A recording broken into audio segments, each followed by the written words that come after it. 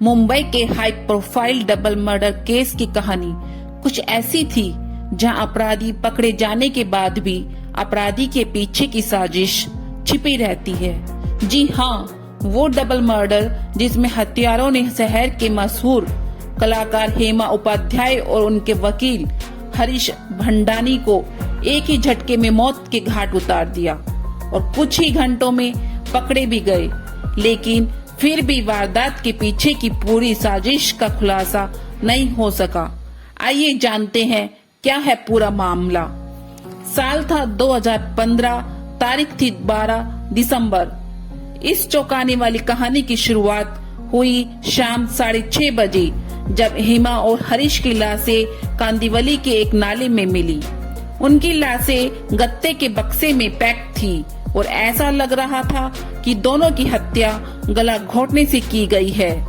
Police ने जल्द ही शहर के 2 अलग अलग पुलिस स्टेशनों में दर्ज गुमशुदगी की तलाश के आधार पर दोनों की पहचान की और जांच शुरू की।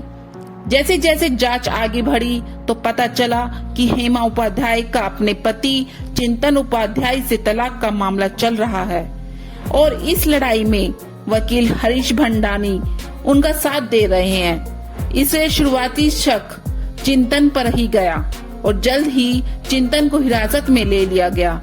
लेकिन मामला पहली बार उलझा हुआ तब लगा जब पकड़े जाने के बावजूद चिंतन ऐसी ही किसी भी साजिश से इनकार करता रहा। लेकिन इसी बीच पुलिस को एक ऐसी बात पता चली जिसने उसकी जांच को पूरा दायरा ही बदल दिया। ये हत्या से कुछ घंटे पहले उमा उपाध्याय के मोबाइल पे आया फोन कॉल था।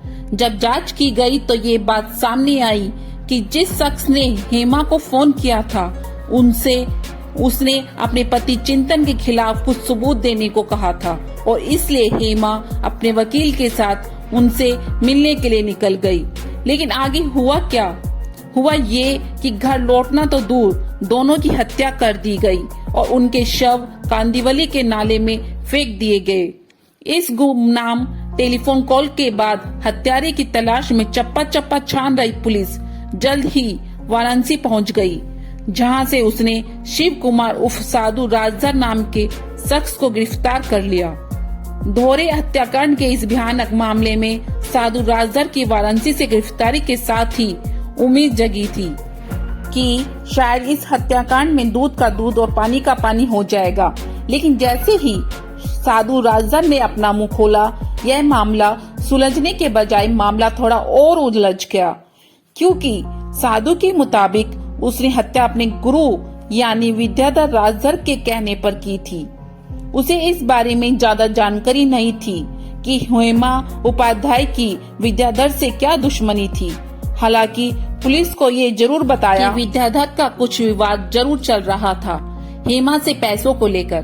पुलिस शायद इस साधारण सी कहानी पर विश्वास कर लेती अगर उसे यह न पता होता कि हत्या से पहले हेमा के पति चिंतन उपाध्याय ने न केवल दिल्ली से मुंबई आए थे बल्कि उन्होंने और विद्याधर ने एक दूसरे से बातचीत भी की थी। ऐसे में सवाल ये था कि क्या विद्याधर और चिंतन का इस हत्याकांड से कोई लेना देना है? जाहिर है सवाल अभी बाकी थे। हेमा उपाध्याय और विद्याधर बिजनेस पार्टनर थे और इसी पार्टनरशिप के बकाये के तौर पर विद्याधर हेमा से 5,20,000 रुपए लेना चाहता था, जबकि हेमा ये रुपया नहीं दे रही थी। 11 सितंबर को विद्याधर ने हेमा को फोन किया और उसे उसके पति चिंतन के खिलाफ सबूत देने के बदले फिर से रिपोर्ट की मांग की। इस बार हेमा दोनों कांदिवली में विद्याधर के गोदाम में जा पहुंचे, लेकिन यहाँ पहुंचते ही कहानी में नया ट्विस्ट आ गया। विद्याधर और हेमा में रुपयों के लेकर बहस होने लगी और गुस्से में विद्याधर ने हेमा को चार्टर रसीद कर दिया। अब हेमा के भी तेवर बदल गए और वो भी विद्याधर को थप्पड़ मार बैठी और बस यही गुस्से के माहौल में दोहरे कत्ल की जमीन तैयार हो गई। विद्याधर ने साधु समेत अपने 2 और लोगों को इशारा किया और तीनों ने वेयर हाउस में रखा क्लोरोफॉर्म सुंघाकर पहले हेमा को बेहोश किया, फिर हरीश भंडानी को बेहोश कर दिया। फिर उनका कत्ल कर दिया। बाद में यह बात सामने आई कि चिंतन विद्याधर के संपर्क में था। दोनों ने हेमा को मारने की पूरी योजना बनाई थी।